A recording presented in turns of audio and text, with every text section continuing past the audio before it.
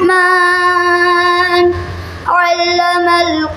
لله رب العالمين والصلاة والسلام على نبينا محمد وعلى آله وصحبه ومن تبعهم بإحسان إلى يوم الدين. أما بعد، رب اشرح لي صدري ويسر لي أمري واحلل عقدة من لساني يفقه قولي رب زدني علما. معزز سامعین، کل آخری درس میں ہم لوگوں نے سورہ اعراف میں جو وارد اہم مضامین ہیں اس کا ذکر سنا، اور سورہ اعراف میں جو آخری مضامین کے اعتبار سے 4 واقعات یا 4 نبی کے واقعہ کا ذکر ہوا، اس میں سے سب سے آخری نبی شعیب علیہ السلام ہیں۔ اللہ رب العالمین نے ان کے قوم کا ذکر کیا، اور ان کے قوم میں جو سب سے قبیح برائی پائی گئی اس کا بھی ذکر کیا۔ کہا کہ تم جو ہے ناپ اور تول میں کمی نہ کرنا، اور لوگوں کی چیزوں کو کم کر کے نہ دینا، اور زمین میں جو ہے فساد نہ برپا کرنا، کیونکہ ایسا کرنا تمہارے لیے بہتر ہے اگر تم ایمان رکھتے ہو۔ سورہ اعراف میں جو واقعات یعنی جن انبیاء کرام علیہ السلام کے تذکرے موجود ہیں، ان میں موسیٰ علیہ السلام کا ذکر سب سے تفصیلی اللہ رب العالمین نے یہاں پہ ذکر کیا ہے۔ اور سورہ اعراف کے جو اہم مضامین ہیں ان میں سے ایک اہم مضمون یہ ہے کہ انسان اگر اپنی زندگی میں برکت چاہتا ہے، اور ہر انسان کو اس کی زندگی میں برکت چاہیے، اسباب میں جو ہے برکت چاہیے، انسان کی زندگی میں برکت چاہیے، رزق میں برکت چاہیے،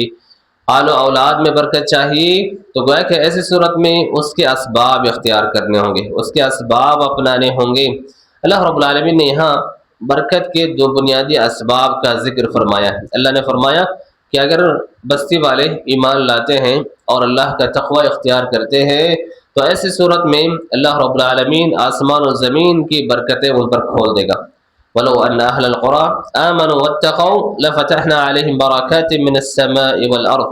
گویا کہ انسان جو ہے نا کام کرتا ہے، اس کا کام ختم نہیں ہوتا ہے، روپے پیسے تو آتے ہیں لیکن وہ باقی نہیں رہتا۔ ہاں، یا اس طریقے سے بال بچوں میں کوئی برکت نظر نہ آ رہی ہو، تو گویا کہ بنیادی طور پر ہمیں ان دونوں اسباب کی طرف توجہ دینی چاہیے، اور اپنی زندگیوں میں ان اسباب کے سلسلے میں غور کرنا چاہیے کہ کیا یہ سبب ہمارے پاس پایا جاتا ہے یا نہیں۔ اور دوسری بات جو انسان کو یہاں پہ یاد رکھنے کی ہے، ہمیں یاد رکھنے کی ہے، وہ یہ کہ ہم جو نیک بھی کام کرتے ہیں، ہم جو بھی نیک کرتے ہیں اور جو بھی اچھائی کا کام کرتے ہیں، اس کا انشاءاللہ آخرت میں فائدہ تو ضرور ہوگا اگر ہمارے نیتیں ہمارے نیتوں میں اخلاص ہے، اگر ہم مخلص ہیں۔ لیکن اللہ کا کرم دیکھیے کہ اللہ سبحانہ و تعالیٰ آخرت میں بدلہ دینے سے پہلے نیک اعمال کا کچھ نہ کچھ فائدہ دنیا ہی میں دے دیتا ہے۔ آپ اسی آیت میں غور کریں، تقوی اختیار کرنا گویا کہ نیکی کا کام ہے، ایمان لانا نیکی کا کام ہے، کل آخرت میں فائدہ ہو اس سے پہلے اللہ رب العالمین نے کہا کہ اگر وہ ایمان لاتے ہیں اور تقوی اختیار کرتے ہیں تو اللہ سبحانہ و تعالیٰ اس پر آسمان و زمین کی برکتیں کھول دے گا۔ اس کے بعد جو اہم مضامین میں سے ایک ہے، اللہ سبحانہ و تعالیٰ نے موسیٰ علیہ السلام کا ذکر کیا، اور جیسے کہ ابھی ہم نے سنا سورہ اعراف میں جن انبیاء کرام علیہ السلام کے واقعے مذکور ہیں ان میں سب سے تفصیلی واقعہ موسیٰ علیہ السلام کا ہے، اور اس کی وجہ یہ ہو سکتی ہے کہ اہل ایمان یا مسلمانوں میں جو مسلمانوں سے سب سے زیادہ جنت میں جانے والے ہوں گے یہی لوگ ہوں گے، یا ان میں مسلمانوں میں جو ہے بہت حد تک قربت پائی جاتی ہے، ان کے واقعات کو ذکر کر کے اللہ کے نبی صلی اللہ علیہ وسلم کو تسلی دی جا رہی ہے کہ آپ کے قوم کے لوگ بھی آپ پر ایمان نہیں لاتے ہیں، آپ سے مختلف قسم کے سوالات و مطالبات رکھتے ہیں، آپ کو مایوس ہونے کی ضرورت نہیں ہے۔ یہی صحیح حال تمام ہی انبیاء کرام علیہ السلام کا ہے، اور اللہ کے نبی العزم پیغمبروں میں سے اللہ کے نبی موسیٰ علیہ السلام کا بھی واقعہ ہے۔ اس لیے ایک مناسبت سے اللہ کے نبی صلی اللہ علیہ وسلم نے فرمایا کہ اللہ تعالیٰ موسیٰ علیہ السلام پر رحم کرے، ان کو مجھ سے زیادہ تکلیف ہوئی پھر بھی انہوں نے جو ہے نا صبر سے کام لیا۔ قوم کے لوگ ایمان لانا چاہتے ہیں یا ایمان سے بھاگنا چاہتے ہیں تو مختلف انبیاء کے قوم کے لوگوں نے ان سے نشانیوں کا مطالبہ کیا، ان سے علامتوں کا مطالبہ کیا کہ اگر واقعی آپ اللہ کے سچے نبی ہیں، آپ جو ہے کوئی نشانی لے کر کے آؤ، کوئی پہچان لے کر کے آؤ اگر آپ سچے ہیں۔ لیکن جیسے ہی ان کے پاس انبیاء کرام علیہ السلام اللہ کی طرف سے نشانیاں لے کر کے آ جاتے تو پھر وہ ایمان لانے سے جو ہے رک جاتے تھے۔ یہاں پہ بھی موسیٰ علیہ السلام سے معجزات کا جب مطالبہ ہوا تو انہوں نے دو اپنی نشانیاں بیان کی، دو نشانیاں اپنی دکھلائیں، پھر لوگوں نے کہا کہ یہ تو جادو ہے۔ اور موسیٰ علیہ السلام کا مقابلہ کرنے کے لیے جادوگروں کا جو ہے جادوگروں کو اکٹھا کیا گیا۔ اللہ سبحانہ وتعالیٰ کے فضل و کرم سے جادوگروں کا موسیٰ علیہ السلام نے مقابلہ کیا، حق غالب ہوا، نتیجہ یہ نکلا کہ سارے کے سارے جادوگر جو ہے ایمان لے آئے اور جو ہے کہا کہ ہم رب العالمین پر ایمان لاتے ہیں جو موسیٰ اور ہارون کا رب ہیں۔ فرعون جو ہے یہ دیکھ کر کے جو ہے سٹپٹا گیا اور جو ہے دھمکی دی۔ یہاں ہم سب کے لیے درس یہ ہے کہ ایمان والوں کے لیے یہ دھمکیاں، یہ جو ہے آزمائشیں، یہ پریشانیاں ایمان والوں کو ایمان کی راہ میں رکاوٹ نہیں بنتے ہیں۔ ایمان والوں کو ان کے دین سے یہ آزمائشیں نہیں پھیر سکتی ہیں۔ آزمائشیں کتنی ہی کیوں نہ آ جائیں، ایمان والا اپنے ایمان پر جو ہے ثابت قدم رہتا ہے۔ فرعون نے ان کو دھمکی دیتے ہوئے کہا کہ تمہارے ہاتھ پیر جو ہے نا مخالف سمت سے کاٹ دوں گا، اور قرآن میں دوسری جگہ جو ہے مذکور ہے کہ تم کو تو کھجور کے تنوں میں سولی پہ لٹکا دوں گا۔ لیکن اس کے باوجود یہ جادوگر جو موسیٰ علیہ السلام کا مقابلہ کرنے آئے تھے اور جب موسیٰ علیہ السلام پر ایمان لے آئے تو کہا کہ تمہارے ان دھمکیوں کی کس کو پرواہ ہے، تمہارے ان دھمکیوں سے ہماری دنیا بگڑ سکتی ہے لیکن آخرت کا کوئی نقصان نہیں ہوگا۔ اس میں ہم سب کے لیے عبرت ہے کہ ایمان لانے کی راہ میں انسان کو آزمایا ہی جائے گا، جیسے کہ اللہ رب العالمین نے سورہ غالباً روم میں ذکر کیا ہے، الف لام میم حسب الناس ان یترکوا ان یقولوا آمنا وهم لا یفتنون۔ ایمان لائے ہیں، ایمان قبول کیا انہوں نے، ایمان لانے کے بعد آزمائش نہیں آئیں گے، لوگوں نے ایسا سمجھ لیا ہے کیا؟ ایسا گویا کہ نہیں ہو سکتا ہے۔ ایمان والوں کو آزمانا، ایمان والوں کو امتحان میں مبتلا کرنا، یہ اللہ رب العالمین کا قانون ہے، اللہ رب العالمین کی جو ہے سنت ہے۔ فرعون اور اس کے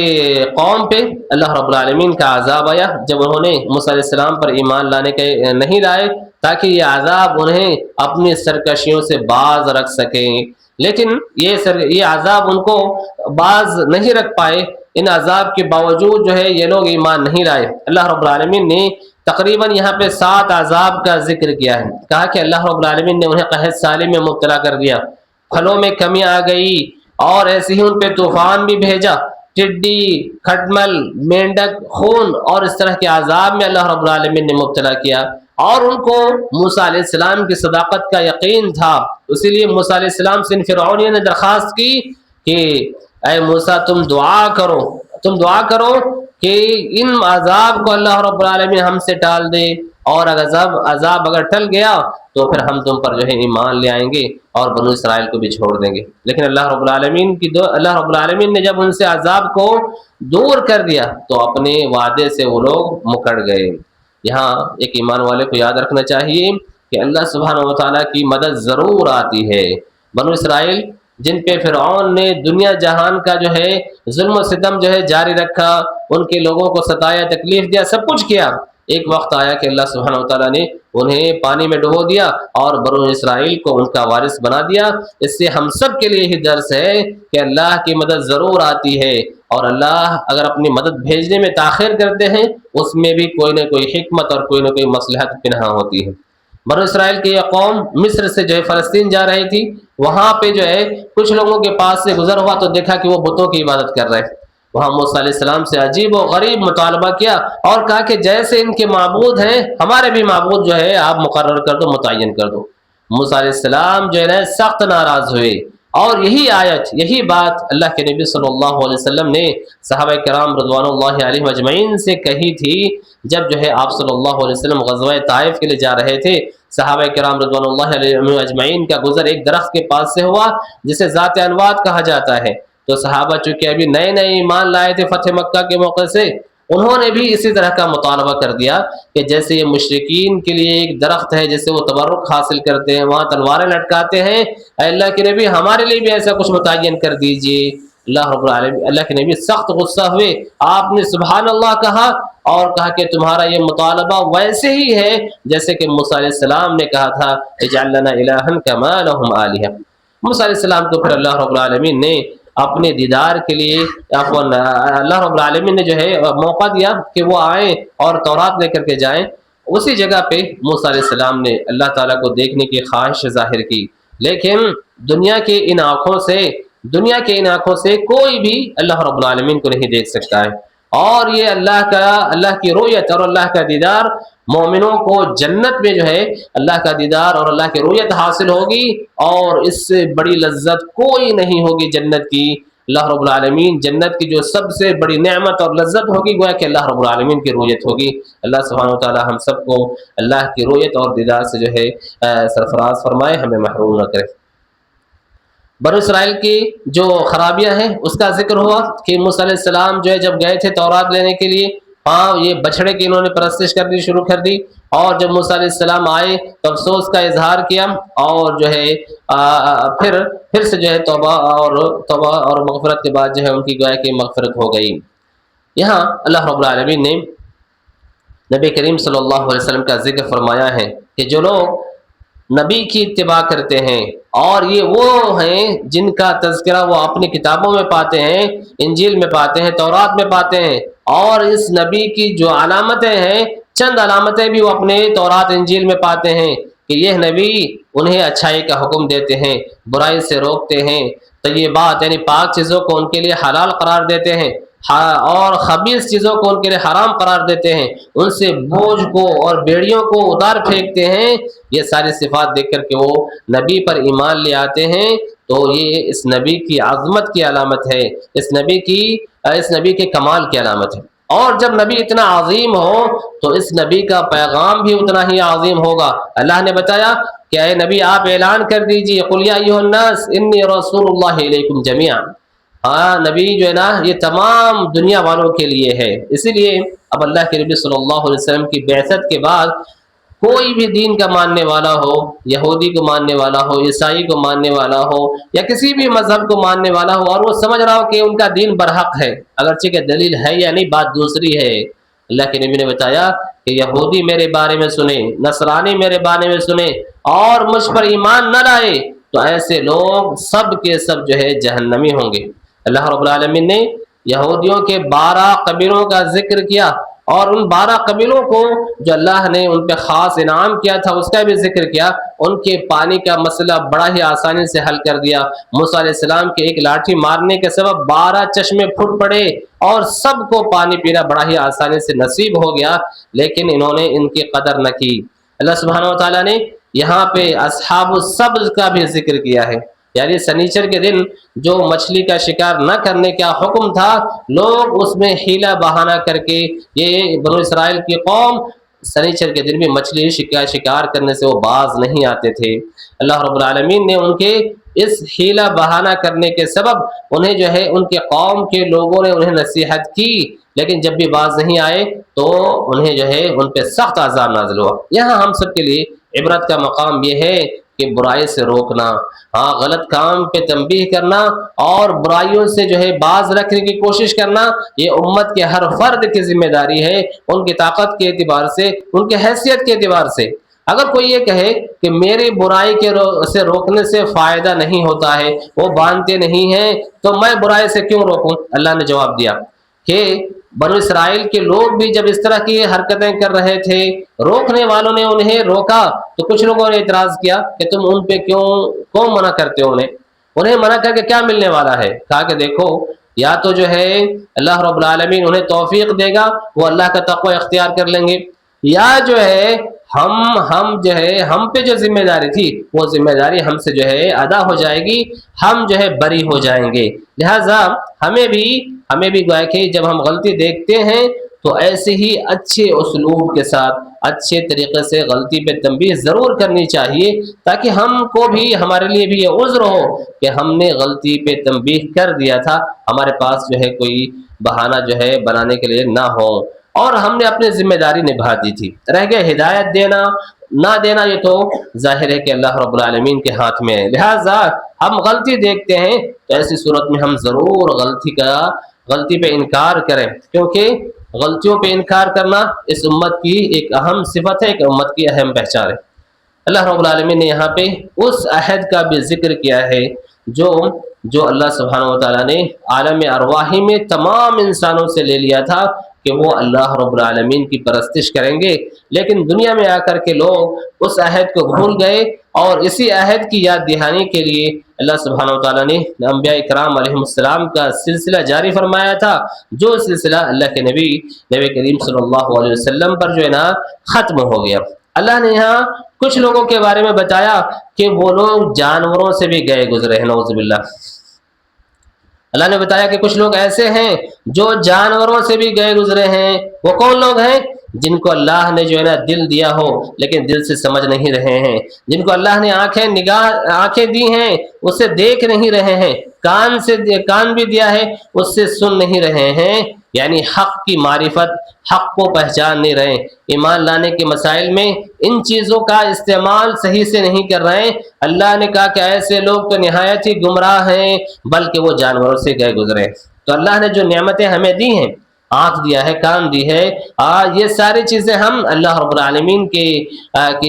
راضی کرنے والی چیزوں میں ہم اس کا استعمال کریں، اور جو غیر ہیں وہ اللہ کے پہ ایمان لانے کے خاطر جو ہے نا ان چیزوں کو دیکھے، سنے، اور جو ہے ان کو دیکھ کر کے اللہ کی وحدانیت کو پہچانے اور اللہ رب العالمین پر ایمان لائے۔ اگر ایسا نہیں کرتے ہیں تو اللہ نے کہا کہ یہ نہایت ہی گمراہ ہیں، بلکہ جانوروں سے بھی گئے گزرے ہیں۔ نسأل اللہ السلامۃ والعافیہ۔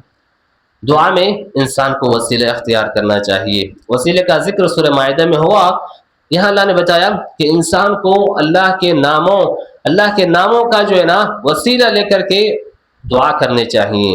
لہذا ہم اپنی دعاؤں میں مناسب ناموں کا، اللہ کی مناسب صفتوں کا جو ہے ہم جو ہے استعمال کر کے دعا کریں۔ مثلا اگر ہمیں رزق مانگنی ہے، ہم اللہ کے نام الرزاق کا استعمال کریں، یا رزاق ورزقنا۔ مثلا ہمیں اگر رحم کا سوال کرنا ہے، یا رحمان یا رحیم ارحم بنا، اے رحمان تو ہم پر رحم کر۔ اور اسی طریقے سے